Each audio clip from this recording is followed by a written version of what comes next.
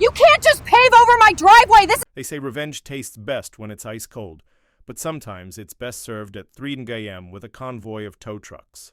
Picture this. You're jolted awake by the harsh stench of burning asphalt filling your nose. The private gravel driveway you paid $80,000 for, your sanctuary from HOA meddling, has been paved over in the dead of night, without so much as a knock on your door. Your fence posts? Knocked down like shattered molars. Your surveyor stakes? Reduced to twisted metal. And then, the final insult, a letter. The HOA president had the gall to bill you $3,200 for this so-called community improvement and tack on monthly upkeep fees. Her arrogance oozed off the page as she lectured you about how your rustic road didn't meet proper community standards. What she failed to realize? I'm a retired commercial developer with a quiet little towing contract that covers every impound lot in the county. By sunrise, every single car tied to her precious HOA crew had vanished, erased like they never existed. So let me ask you, what would you do if someone bulldozed your property overnight? Where are you watching from? And what's your worst HOA nightmare? My name's Garrett Rockwell, and 3 years back I thought I'd found my slice of paradise. After selling my concrete construction business in Dallas, my wife Elena and I bought our dream spot, 3 rolling acres in the Texas Hill Country, right on the edge of Willowbrook Commons subdivision. Our home sat 400 yards off the main road, connected by a gravel driveway that crunched under tires, like breakfast cereal, and naturally kept cars from speeding. And here's the detail that kept me sane and solvent. I bought that access road separately, not part of the subdivision, not under HOA jurisdiction, fully private. The previous owner, an old rancher named George Blackwood, had the foresight, back in 1987, to carve out the road specifically to avoid neighborhood politics. I paid an extra $80,000 for that privilege, and I'd do it again in a heartbeat. Elena's a high school principal, grounded and steady, with a laugh that can stop an argument in its tracks. Our daughter Sophia, 15 at the time, was laser-focused on college prep and blissfully uninterested in teenage chaos. We came here for peace, privacy, and family time. The kind of quiet city life just doesn't allow. Evenings meant jasmine. On the breeze, mockingbirds in the trees, and porch talks that stretched past sunset. Enter Vivian Ashworth, walking, talking proof that karma takes its sweet time. Imagine the most entitled real estate agent you've ever seen. Multiply that by 10. Hand her a gavel. Make her HOA president. That's Vivian. She drove a white BMW X5 with vanity plates that read, Prop Ken, and yes, she thought it was clever. For 3 years as HOA president, she'd dragged a dozen neighbors into lawsuits over infractions ranging from off-color mailboxes to too many bird feeders. She actually carried a ruler in her purse to measure grass height. No joke. Vivian branded her approach as premium community management, which translated to bleeding homeowners for cash while inflating real estate values for her business. She had a gift for spinning her preferences into covenants and her whims into emergencies. The trouble began on a Tuesday morning in March. Coffee in hand, I heard the roar of heavy machinery tearing through our morning calm. Outside my window, a paving crew was blanketing my gravel driveway in hot asphalt. The stench of tar and diesel hit me like a punch. The foreman handed me a work order signed by none other than Vivian, Community Access Improvement Project, Willowbrook Grand Entrance. My fence posts had been yanked like weeds, my surveyor markers smashed to bits. At the road's mouth, they'd built stone pillars engraved with shiny brass plaques, Willowbrook Commons Grand Entrance, Estanter 2023. They weren't just paving over gravel. They were paving over my rights. Fuming, I stormed into the HOA office at the strip mall down the road. Vivian sat like royalty behind a desk cluttered with plaques and awards, her smile sharp enough to draw blood. We're updating your rustic access road to community standards, she said, stretching out the word rustic like it was contagious. She slid a blown-up map across her desk, my driveway highlighted in yellow, boldly labeled Future Community Thoroughfare. Her proof? Supposedly, the old rancher had verbally agreed to share the road someday. No documents, just her word against a dead man's. The next day, a certified letter showed up. $2,200 assessment for improvements. $85 monthly fees. A 30-day deadline to install community standard landscaping. And the kicker? Threats of liens and lawsuits for non-compliance? Elena was livid. I could hear her slamming cabinets from across the house. Sophia's friends started treating. The new pavement like their personal skate park, their wheels screeching at 7 a.m. outside our bedroom. But here's the thing Vivian overlooked. Old man Blackwood left deed language airtight enough to make her attorneys choke on their own paperwork. She didn't slow down, though. Within a week, she doubled down, literally branding my driveway with stone markers and brass plaques that gleamed in the sun. Willowbrook Commons Grand Entrance, 2023. As if that wasn't enough, she rolled out her next stunt, private security. One Tuesday on my way into town, a rent-a-cop in a golf cart waved me down at the end of my own driveway. Clipboard in hand, he said, "Excuse me, sir, I'll need to see ID and confirm you're authorized to use this community access road." The metallic tang of rage hit my tongue. "This is my property," I said, keeping my voice calm. "That's my house right there," he shrugged. "Ma'am says all vehicles need verification. Community safety protocols." The absurdity nearly made me laugh. Getting carded to drive home? But this wasn't funny. It was strategic. Back in my construction days, I'd seen developers pull the same trick, create a fake fait accompli, then use security theater to bully property owners into submission. The proper word is extortion. Vivian no doubt called it enhancement. The very next morning, I filed a complaint with the county planning office. And here's something most folks don't realize. In construction, everything requires a permit. Everything required permits. You can't lay a sidewalk, redirect a drainage ditch, or even put up a road sign without the proper paperwork. Vivian's crew had already broken at least 3 city ordinances that I could spot. The county records backed me up. No permits whatsoever had been filed for any of the roadwork near us. Within 2 days, officials slapped a bright orange stop work notice on Vivian's shiny new entry pillars. Watching that warning flap in the Texas breeze was more satisfying than Christmas morning. Vivian's retaliation came fast and predictably childish. She called an emergency HOA board meeting for Friday night. I wasn't invited, of course, but my neighbor Marcus Webb, a retired Marine with excellent hearing and a habit of walking his dog in the evenings, just happened to pass the clubhouse while it was in session. Marcus later told me Vivian spent nearly an hour venting about how I was sabotaging community progress and dragging down property values. The board unanimously voted to fine me $500 per day for failing to maintain a common area. In reality, she was penalizing me for not keeping up my own private road to her liking. The audacity was almost impressive. The certified letter arrived Monday, officially branding me persona non grata in my own neighborhood. I had effectively been banned from land I legally owned, even the postal clerk. Then came the plot twist. A certified letter from Pitan and Associates, ironically, the very law firm that had handled the sale of my business 3 years earlier. They knew I wasn't broke, which made their cease and desist letter particularly bold. They accused me of destroying community property with my survey stakes and threatened a $50,000 lawsuit plus legal fees. The irony was almost delicious. Suing me for surveying my own land while defending someone who had literally damaged it. That weekend, Elena caught me in the garage sorting through paperwork. She laughed. "You look like a general planning a campaign?" "Funny you should say that," I replied, holding up George Blackwood's meticulous deed restrictions, "because that's exactly what this is."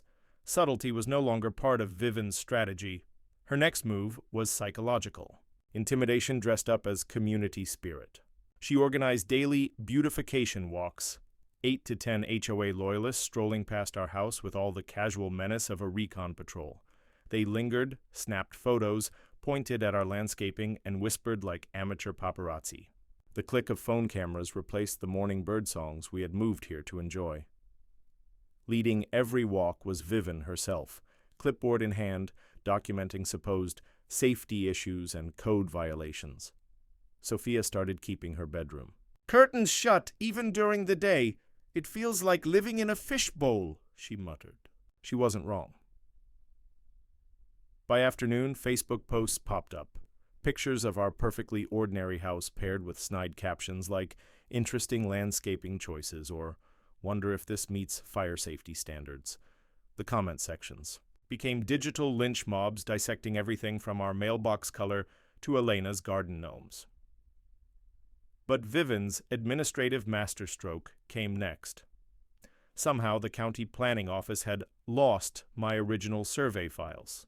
The new clerk, a young woman who looked suspiciously like Vivian's clone and even shared her last name, claimed there was no record of my permits or property boundaries. "You'll need to reapply for a driveway access permit," she said, sweetly. "That's $2,800, and it usually takes 6 to 8 months to process. Until then, your road access is questionable." I'd seen enough municipal corruption in my construction years to recognize a shakedown. This wasn't red tape. It was extortion, stamped with a county seal. Meanwhile, Rex was worth every penny I'd paid him. His deeper dive into Vivian's records revealed the full picture. She was piecing together a property empire through 6 different LLCs. His aerial photos showed it clearly. She already controlled land on 3 sides of my property. Her real plan wasn't road access at all. She was trying to assemble parcels into luxury estate lots. My 3-acre tract was the keystone. Without it, her multi-million-dollar development deal collapsed. I'd seen the tactic before. It's called assemblage. Developers secretly buy adjacent parcels to merge into one large tract. The last holdout always gets squeezed hardest, because without them, the whole plan falls apart. That's when the sabotage began. One Thursday morning, the sharp smell of dead grass and wilting rose bushes hit me. Our irrigation system had failed during a brutal Texas heat wave. When I checked, I found someone had deliberately sliced through our main water line beneath the new asphalt with surgical precision. Before I could even call a plumber, my phone rang. "Mr. Rockwell," Vivian's voice oozed fake sympathy. "I hear you're planning to destroy community infrastructure. That'll require board approval and a $5,000 damage deposit. She had sabotaged my property, then tried to charge me for repairing her destruction." It was like being mugged and then offered a bandage for a premium price. That same week, Peaton and Associates escalated further, filing for a preliminary injunction to stop me from interfering with community road maintenance. They demanded that a judge force me to immediately take down my property markers and private property signs, arguing they amounted to harassment of HOA members. I'd seen this tactic before in construction disputes: drag a property owner into costly court battles while continuing the very behavior at issue. The whole point is to drain your opponent's bank account before the real fight even begins. But something unexpected was unfolding in the neighborhood. Not everyone was buying into Vivian's narrative. Marcus Webb, a retired Marine, quietly offered me security cameras. Dr. Patricia Hernandez shared horror stories that made my ordeal seem tame in comparison. And Janet Kowalski, a teacher with organizational skills sharp enough to rival the Pentagon, revealed that Vivian once tried to lowball her corner lot for half of its true market value. When Janet refused, her trash pickup mysteriously began getting skipped every other week. The pattern was obvious now. Vivian wasn't only targeting me. She was systematically bullying anyone unwilling to sell. Then came the tax bomb on Friday afternoon. The county reevaluated my land because of the road improvements, shooting my yearly taxes from $4,200 up to $7,800. To even file an appeal, I had to first pay the inflated amount in full, another financial squeeze tactic.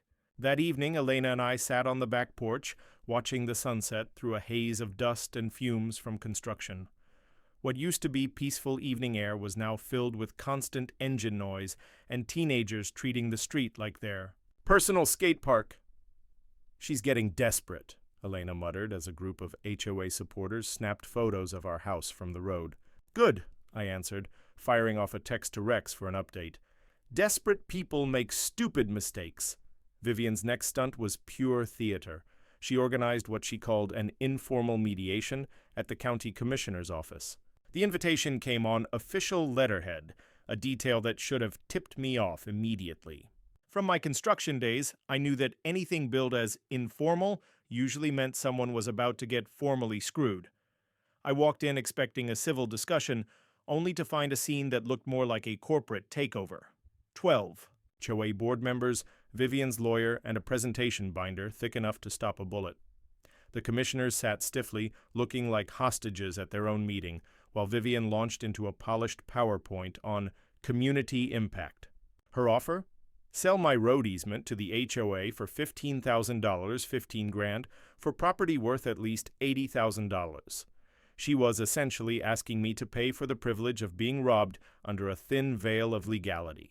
"This is a generous offer considering the legal complications you've caused," she said, sliding the folder across the table like she was doing me the favor of a lifetime. The expensive perfume she wore couldn't cover the stench of desperation. In that room, I stood, straightened my jacket, and gave what I hoped sounded dignified. "I'll consider your offer right after you consider mine. 0, plus a public apology." Then I walked out, leaving them to explain to the commissioners why they'd wasted everyone's time with that legal circus.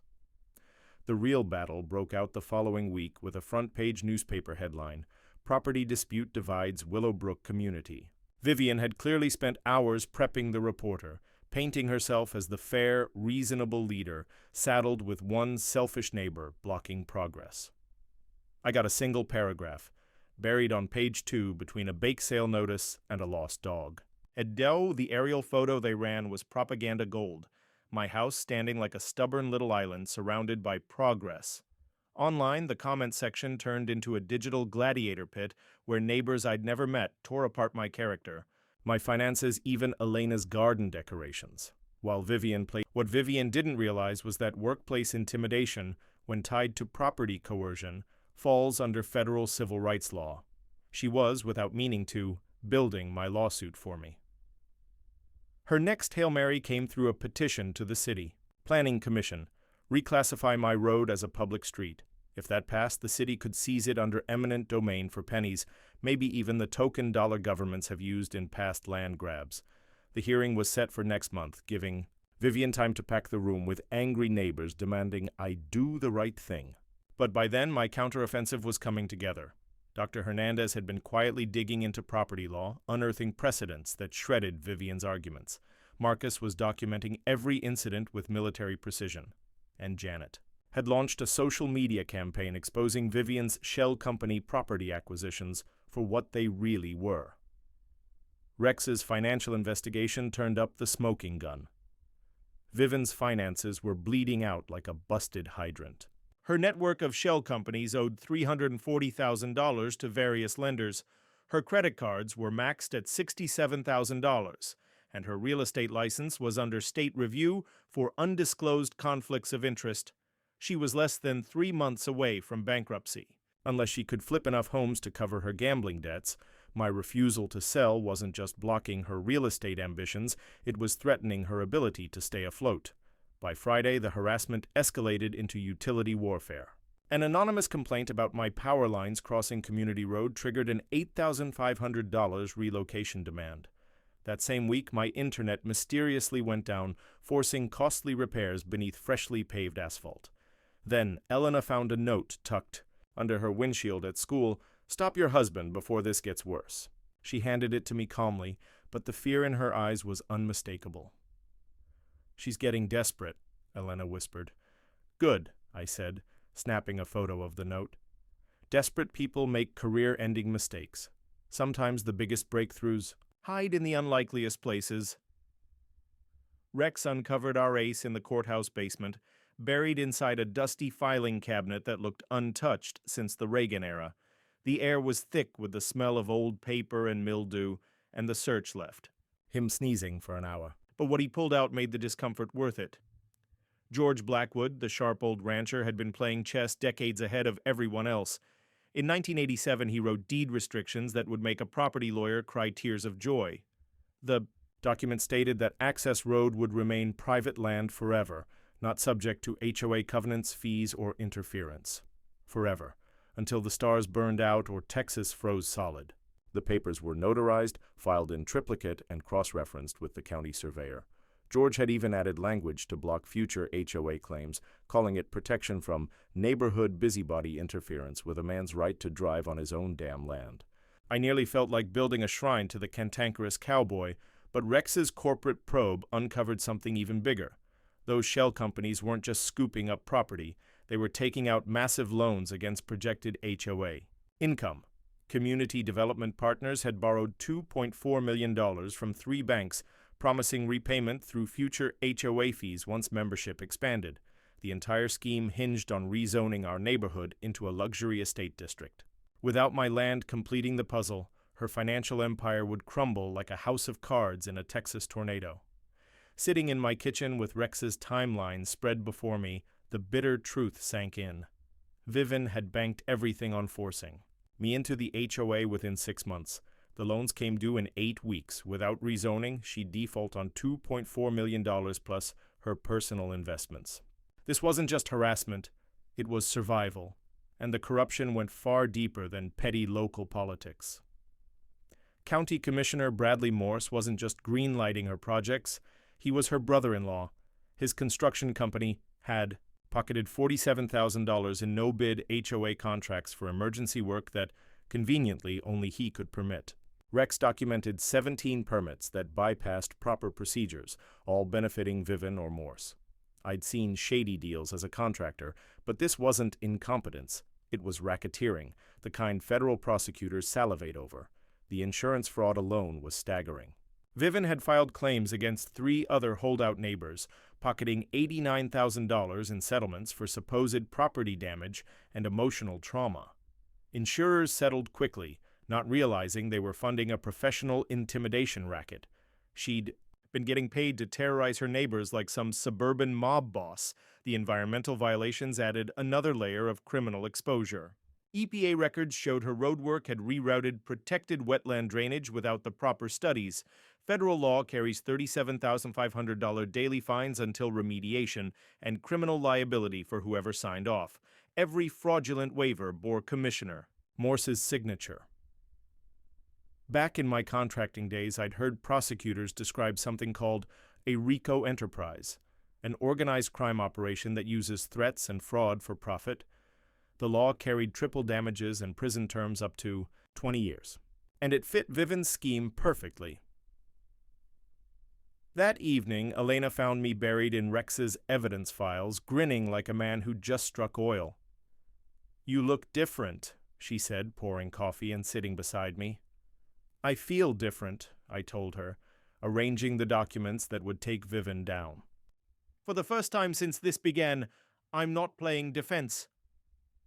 The balance of power had shifted. Vivian now needed my cooperation to avoid financial ruin and federal charges. She just didn't realize it yet. Knowledge is power, but organized. Knowledge is a weapon. That weekend, I transformed our garage workshop into what Elena dubbed the war room. Maps lined every wall, legal filings hung on clotheslines like evidence in a crime drama, and timelines stretched across folding tables. Like D-Day battle plans, Marcus contributed his military precision and enough surveillance gear to rival the Pentagon. Dr. Hernandez brought his sharp legal research skills, better than most law professors, and medical documentation of the stress Vivian's harassment had inflicted. Janet showed up armed with her trademark organizational wizardry and enough color-coded folders to stock an entire Staples aisle. The setup looked less like a living room and more like either the dullest movie set ever conceived or the most fascinating garage sale Texas had ever seen. Elena, sipping her morning coffee, took it all in with a smirk. My first call was to Catherine Silverman, Dallas's most feared property rights attorney. She had a 94% win rate and a reputation for reducing opposing counsel to tears during depositions. Her game plan was elegant in its simplicity. Launch a quiet title action and a federal environmental complaint on the exact same day as the HOA's public hearing. We'll flip the burden of proof back on them and expose the financial fraud at the same time, Catherine explained. By the time they figure out what hit them, they won't be attacking your rights anymore. They'll be scrambling to defend themselves against criminal charges. It took 3 days to assemble the evidence. Rex compiled 847 photos, 23 hours of video, and 156 documents proving harassment and illegal property seizures. The timeline revealed a steady escalation of criminal conduct, the kind federal prosecutors dream about, like sharks catching the scent of blood. Here's the thing most people don't realize about SLAPP suits: strategic lawsuits against publics. Participation, they're not meant to win, they're meant to drain you with expensive litigation until you give up. Texas, however, has strong anti-SLAPP laws that force perpetrators to cover their victims' legal fees. Vivian's harassment fit the definition perfectly, which meant she'd eventually be footing my bill. Catherine's financial counterstrike was brilliant. We filed an insurance claim against the HOA's liability policy for property damage. That triggered a coverage investigation, and when insurers discover fraud or concealed risks, they cancel policies retroactively, leaving individual board members personally responsible for every judgment. By Tuesday, the public relations push was in motion. With Janet's help, Elena launched a Facebook group, Willowbrook Property Rights Alliance, where residents could finally hear the truth about Vivian's shell. My ace in the hole was Jake Morrison, owner of Morrison Recovery Services. He specialized in HOA towing contracts and knew the industry's back alleys better than anyone.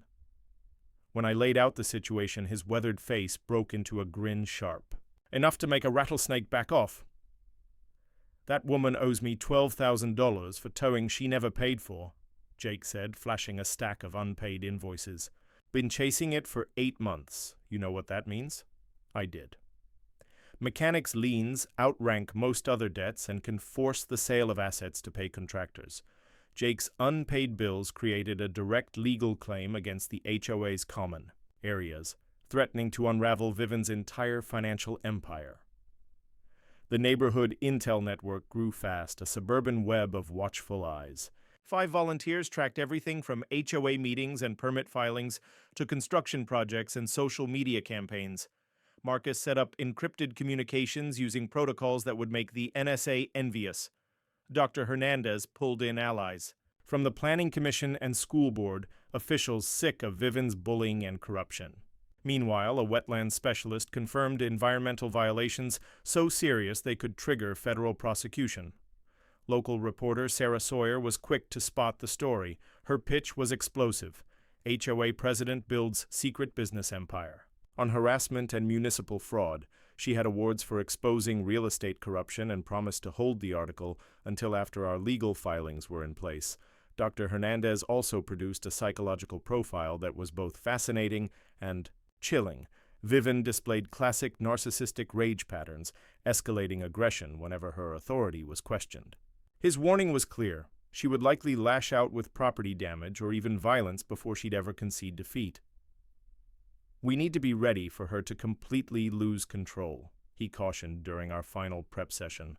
When narcissists are humiliated publicly, they can become dangerous. Catherine's legal trap was masterful. We filed the paperwork, but deliberately didn't serve the HOA, making it look as though I had backed off. The deception was bait. It would provoke Vivian into becoming bolder, hopefully committing even more crimes we could capture before unleashing our coordinated legal, media, and enforcement strike.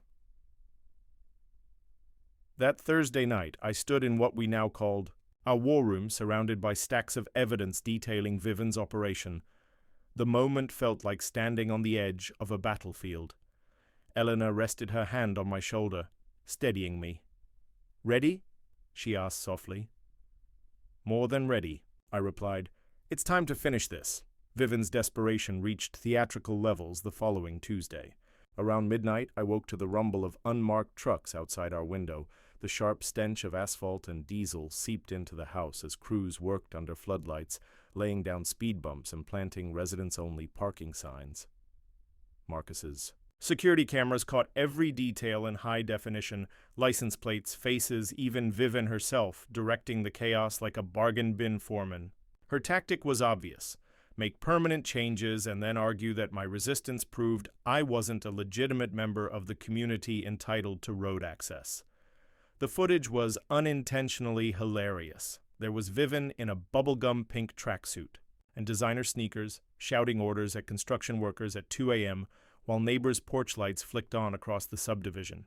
She looked less like a leader and more like a reality TV housewife staging an extremely expensive, nervous breakdown, but her next step crossed a boundary I never imagined, even for her. On Thursday afternoon, while Elena was loading groceries, Vivian strolled up in the school parking lot, wearing the slick grin of a shady salesman sealing a deal. Elena, sweetheart, Vivian cooed, her tone syrupy with fake sympathy. I know. This whole ordeal has been so hard on your family. I'd like to offer $25,000 in cash for your troubles, if Garrett drops this ridiculous lawsuit. Thankfully, Elena had the foresight to hit record on her phone. What she caught was nothing short of priceless. Vivian openly admitting the money came from the Community Improvement Fund, the very pool of stolen HOA dues Rex had already exposed. She was literally trying to bribe us with embezzled funds while confessing to crimes on camera. Think of Sophia's college tuition, Vivian pressed on, clueless she was being filmed. This lawsuit could drag on for years and ruin you financially. Elena's reply deserved thunderous applause. The only thing ruining us is dealing with criminals who treat private property like their personal piggy bank. Meanwhile, Rex's digging into Commissioner Morse was starting to pay off. Turns out the building inspector who signed off on Vivian's permits had never even stepped foot on the construction site. Approvals were rubber-stamped through email with forged, backdated signatures. When the state attorney general's office reviewed Rex's evidence, they launched a full-blown investigation, one that promised to keep Morse very busy for a long time. Then the harassment escalated into psychological warfare, straight out of a Cold War playbook. Anonymous flyers appeared on windshields around the neighborhood, accusing me of running an illegal business from home. The fire marshal's office was swamped with false complaints about hazardous materials, supposedly stored in my garage. Vivian apparently thought my tools qualified as industrial machinery. Someone even phoned Child Protective Services with bogus claims about unsafe living conditions, forcing Elena to miss work for a home inspection that, of course, found nothing at all. The caseworker apologized, explaining they had no choice but to investigate every report, no matter how absurd. To make matters worse, Sophia's college applications were mysteriously delayed due to address verification problems that only seemed to affect our household. Through it all, she maintained straight A's, showing resilience most adults would struggle to muster. I was proud beyond words, even as my anger simmered hotter each day. By Friday night, things turned physical. I woke to find our mailbox smashed to pieces, though Marcus's cameras caught 2 HOA board members swinging a bat at 3 a.m. Our expensive landscaping was poisoned with herbicide, leaving dead patches spelling out "move" in the St. Augustine grass. Garden hoses were sliced in multiple places, flooding our basement storage with 3 inches of muddy water. And the final insult, bright orange paint splattered across our siding, visible from the subdivision entrance like a suburban scarlet. Letter. The message was crystal clear. Mark the troublemaker's home so everyone would know who. Saturday morning arrived with the heavy rumble of trucks rolling into our street like a suburban militia. The stench of gasoline from chainsaws mixed with the metallic clang of tools as Vivian's volunteers geared up for what she cheerfully called emergency maintenance. I had been ready for this for weeks. Marcus was positioned with cameras, Rex had coordinated with the sheriff, and Elena and Sophia were safe at her sister's place in Austin. There was no reason for anyone to stick around and watch what was about to happen. Vivian stepped out of her BMW with the air of a commander reviewing her troops, clipboard tucked under one arm and bolt cutters glinting in the early light. She'd even outfitted her demolition crew in matching shirts stamped with Willowbrook pride. Somehow she had turned wrecking property into a corporate-style team exercise. "Good morning, neighbors," she called with a syrupy enthusiasm, straight out of a real estate seminar. "Who's ready to help raise this corner of our community to proper standards?" The crowd responded with cheers, as if they were tailgating before a big game, not about to commit vandalism and trespass. Watching a group of adults gearing up to destroy private property while dressed like a softball team was strange enough to give Salvador Dalí inspiration. That's when I walked out with my video camera, flanked by Deputy Rodriguez, the officer Marcus had quietly called in. Rodriguez, a seasoned veteran with no patience for nonsense, had been keeping a careful record of Vivian's stunts for weeks. His arrival instantly transformed the demolition pep rally into a tense standoff. "Everyone needs to step back," Rodriguez said firmly, his hand resting casually on his radio. "This is private property. You are trespassing," Vivian put. On a performance worthy of Broadway, she clutched the bolt cutters like a sword and shrieked about harassment of law-abiding citizens while her volunteers shifted uneasily behind her. Then she accused the deputy of being in my pocket, an unwise tactic in Texas, where questioning a law officer's integrity is rarely a winning move. "This man is destroying our neighborhood," she cried, brandishing the cutters at me like a deranged conductor. "We have every right to defend our property values." Rodriguez had heard enough. When Vivian stepped onto my land, screaming and waving cutters, he moved. The metallic snap of handcuffs silenced the crowd. Within minutes, Vivian and two of her boldest supporters were cited for criminal trespassing. Her media stunt backfired spectacularly. She had invited a local news crew, assuming they'd tell a flattering story about community pride being blocked by one stubborn neighbor. Instead, the cameras captured her being arrested mid-tirade, bolt cutters in hand. Reporter Sarah Sawyer, who had been digging into the situation for weeks, asked tough questions about corruption and environmental violations. Vivian's meltdown on camera was damning. She admitted to forcing sales and bringing non-conforming neighbors into line, comments that federal prosecutors would treasure. The footage of her followers vandalizing private property in matching uniforms was unintentionally hilarious. Grassroots activism had never looked so choreographed. Her troubles multiplied. She spent 72 hours in county jail because her bond was set at $50,000 and her accounts were frozen under fraud suspicion. Her mugshot aired alongside Sawyer's expose on HOA corruption and environmental crimes.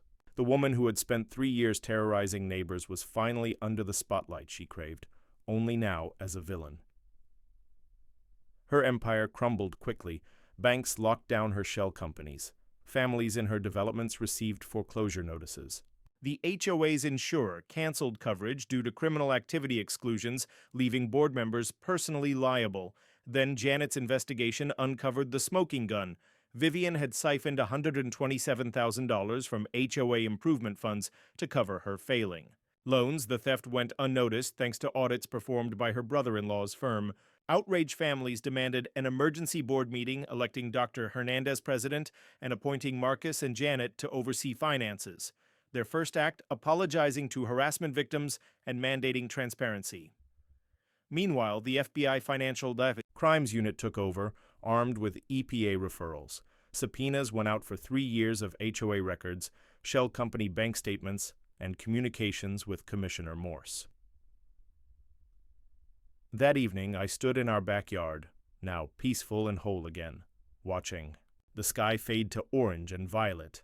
The noise of traffic had been replaced by birdsong and children's laughter. Elena squeezed my hand, her wedding ring catching the fading sun. "It's really over, isn't it?" she whispered. "Almost," I said, thinking of Jake Morrison's tow truck stationed discreetly nearby, one last precaution for anyone still loyal to Vivian's scheme. The day of reckoning came in a packed federal courthouse in Dallas. Vivian Ashworth's sentencing drew more than 200 people, neighbors, reporters, prosecutors, all waiting for justice. The marble halls echoed, with whispers and camera shutters. I sat in the front row with Elena and Sophia, surrounded by allies who had become family. Marcus wore his dress uniform. Dr. Hernandez carried a folder of medical reports. Janet sat with 12 families she'd organized into a support group. When Judge Patricia Morrison entered, the room fell silent. Over 3 days, prosecutors had presented 847 pieces of evidence, photographs, videos, and documents Rex and I had compiled during months of harassment. Vivian's court-appointed lawyer looked like he wanted to vanish. The victim statements began. Elena spoke of threats to her career and family, her voice unwavering. Dr. Hernandez described treating residents for stress-related conditions. Marcus explained from a veteran's perspective how Vivian's tactics violated even the basics of civil conduct. One by one, 12 families recounted intimidation, extortion, and rights violations. The pattern was undeniable. This wasn't personal. It was organized crime. When given her turn, Vivian's lawyer asked for leniency, blaming financial strain. But Vivian hijacked the moment, ranting about property values and protecting Families sounding like a broken real estate pitch. Judge Morrison allowed 15 minutes before cutting her off. Watching her defend property values while facing racketeering charges was like hearing someone argue about a parking ticket in the middle of a murder trial. The prosecution's case was airtight. Catherine Silverman's timeline traced Vivian's crimes from harassment to environmental damage. Video footage showed vandalism and midnight construction. Financial records revealed $340,000 stolen. Environmental experts testified about irreversible wetland destruction. With corruption and racketeering added to the mix, the charges were devastating. Judge Morrison explained forfeiture. Vivian would lose every asset tied to her crimes, her home, investments, and the already repossessed BMW. Proceeds would go toward restitution and environmental repair. Then came the sentence: 8 years in federal prison. Applause thundered through the marble courtroom. Vivian's face went ashen as reality sank in. Commissioner Morse had already received 5 years, and other officials were scrambling for plea deals. Media coverage was immediate. Sarah Sawyer's Live report reached millions, highlighting how one homeowner's meticulous records had exposed corruption. National outlets picked up the story as an example of citizen resilience against HOA abuse. The environmental victory, though, exceeded anything I had dared hope for. A federal judge ordered $2.1 million to be used for wetland restoration, funded through criminal forfeiture. My land would now mark the northern edge of a newly protected wildlife corridor. The EPA announced that our case would become a benchmark for prosecuting future environmental crimes tied to municipal corruption. The property rights precedent carried weight as well. Rockwell Via's Willowbrook Commons HOA would soon be cited in law schools and courtrooms nationwide. In fact, the Texas legislature had already drafted the Property Owner Protection Act, modeled directly after the details of our case. Judge Morrison's closing words echoed through a crowded courtroom with the full gravity of constitutional authority. This case embodies the dangers of unchecked power and systematic neighbor harassment. He added, Mr. Rockwell's persistence and detailed record-keeping spared this community from years of further abuse. Let this ruling stand as a warning. Property rights are not negotiable in America. The financial consequences were swift and decisive. Civil settlements granted me $480,000 in damages and attorney's fees. RICO treble damages applied to every act of harassment and property destruction. The HOA's insurer was forced to cover additional environmental When federal marshals escorted Vivian away in handcuffs, she was still shouting that she had been protecting property values. Her final words to reporters were, as expected, self-serving. This is all his fault. She even pointed at me like a sulking child caught sneaking cookies. Outside, Elaine and I stood beneath the afternoon sun, surrounded by neighbors and friends who had stood firm against organized crime disguised as community management. The taste of justice was sweeter than any career victory I'd ever known. "Ready to go home?" Eleanor asked, squeezing my hand. "More than ready," I replied, already picturing the quiet gravel road waiting for us. We promised ourselves to celebrate freedom properly. Justice is most meaningful when shared, which is why I donated $200,000 of the settlement to create the Willowbrook Veteran Scholarship, providing educational support to local military families. Elena joined Dr. Hernandez and Marcus on the scholarship board, transforming what had begun as a survival alliance into a partnership for good. The first award went to the son of a neighbor who had supported us from the beginning. Watching that young man receive his scholarship check while his veteran father wiped away tears reminded me why every sleepless night and legal expense had been worth it. Elena's homemade cookies filled the room with warmth as families gathered to celebrate. Meanwhile, the environmental restoration surpassed expectations. Within 6 months, crews had completed the wetland rehabilitation early and under budget. Protected Miller's Creek was thriving again, attracting rare painted buntings not seen in the region for decades.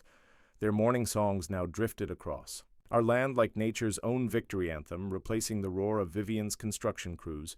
Our gravel road became part of the restoration project, repurposed into a low-impact nature trail linking the subdivision with the wildlife preserve.